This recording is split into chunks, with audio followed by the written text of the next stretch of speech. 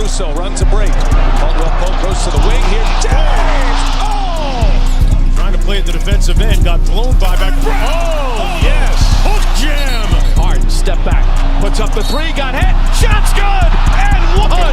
This time here, set. Oh, Russell Westbrook!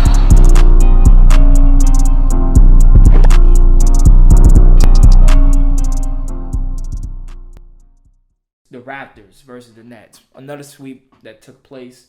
Well, not another sweep. Yeah, there's a sweep that took place. What did the Raptors show me from this series?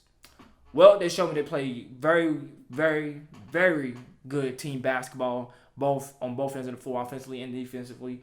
So much so that in Game 4, they out of the 150 points they scored total, their bench scored 100. Let me say it again. Out of 150 points total, what the hell was that? Their bench scored 100. 100 points. If that's not team basketball to you, I don't know what it is. I don't know what team you need to go get a book. Team Basketball 101. You need to hit up Naismith. Look it up. That was team basketball. They've been playing very well, hard on defense. That's one of their big things. They're playing hard on defense. And this is their first sweep in franchise history. Now, with all this being said, Nick Nurse actually won Coach of the Year as well. That would make two Coach of the Year awards for Toronto within the past 3 seasons. Because you remember Dwayne Casey won Coach of the Year before he got fired, and now he coaches for the Pistons. So Nick Nurse won Coach of the Year. Congratulations. Very well deserved with this team. Committee didn't predict it to be as good this year without Kawhi Leonard, which brings me to my point. With Kawhi Leonard not being on this team and being that go-to guy when needed a bucket, especially in environments like this in the playoffs, who will that guy be for the team now? People will say it'll be Pascal Siakam. We haven't seen that as much from him throughout the year to be that go-to guy to get that bucket, or being the guy that wants to, step up and take that chance and take that charge of being that go-to guy and saying, "Give me the ball. I'm taking you there." He is, granted, no shade against him. He's still being a good player. He's still a great player, I should say, but he hasn't showcased that mentality to be a top dog alpha male like that. So there's been questions being raised of who is that guy going to be in Toronto, because in these wins that they have against Brooklyn, they haven't been so close. So when you get to the next series where they would play, okay, so I was right. Yeah, I said another sweep earlier. Yeah, my fault. So when they play the Celtics next series, who is a formidable team, as I said, not saying that Brooklyn wasn't, because they play very hard without their players, without Spencer Dinwiddie, without KD, without Kyrie, without DeAndre Jordan, without those key players, and Joe Harris, who went out at the game too. Without those key players there, they've been playing very well. So as they face a team like Boston, not to say that they're going to blow them out or all the time, or the Celtics going to blow them out. There's going to be some close games. I guarantee you there'll be some close games in between those two teams. Who's going to be that guy that the Raptors can go to and say, "Take us there"? Because Kawhi Leonard's not there no more. Could it be Fred VanVleet, who's been playing very well in the last series and shown to be a go-to guy in some games last year in the playoffs, especially in the finals? Could it be him? Who's to say? Kyle Lowry, who actually suffered a sprained ankle, who, as I haven't heard too much about what is it going to be going forward for the Boston series that's supposed to start on Thursday. By then, he should be recovered. It's only Monday right now. So who is going to be the guy to carry that team? Another thing I want to talk about with Toronto that came out, let's change it up a little bit, is about what actually took place last year in the finals. If you all remember the incident where Masai Ujiri was stopped by a security guard / police officer from getting onto the court because they didn't believe his credentials, didn't know who he was, and there was an incident, a scuffle that took place between the two, and Ujiri wasn't able to get on the court until Kyle Lowry brought him onto the court. The body cam footage for that finally released.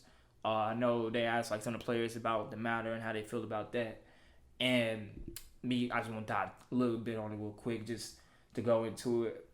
You would think that, I guess you would think in this day and age that type of stuff wouldn't happen. Because even with credentials, because if you watch the footage, the police officer or security officer, I think he was a police officer, pushed Ujiri. Ujiri didn't engage in contact with the police officer. He was trying to get on the court, and the police officer pushed him twice. Now, what makes this case more interesting is the fact that the police officer tried to sue Ujiri for, I forgot what the cause was, but he tried to sue him, and Ujiri came out with a countersuit. And that's why this body cam was finally being released, and we finally seen this. Because not only did this police officer, did he antagonize Ujiri and try to stop him in such a precious moment for Ujiri for winning the NBA championship. And kind of, I can only imagine what Ujiri was going through in that mindset and throughout that, the whole entire process. That's can be traumatic, just traumatizing for him, especially in that moment, which is supposed to be a feel-good moment for him. Not only did he try to do that to Ujiri, but he also tried to victim blame and make Ujiri the bad guy and try to sue him because I don't know. I think the police officer lost his job. I think that was one reason why he tried to do that, or there was some ramifications that came from him doing that. So it just goes to show you that, God know there's instances out there like that, as you see with the internet. People talk about Karens and stuff, and these people, white people, that will be violent and aggressive and would do heinous things towards people, but then try to flip the script and try to make it seem as if they are the victim of the situation when they caused the situation in the first place for this to happen, which is totally not wrong. I'm not just saying white people do this, because other people can do this as well, but it's a recurring theme we see with white people and white privilege that goes on, and that's something that just needs to be resolved. And I hope that people will just learn to just abstain from stuff like that and to just take responsibility for your actions and not to try to victim blame and to some words I'm just losing my head right now, not just to antagonize people for their color and just because of just whatever. Just be kind, and if you do something wrong, you did something wrong, just stick with it. You did it wrong.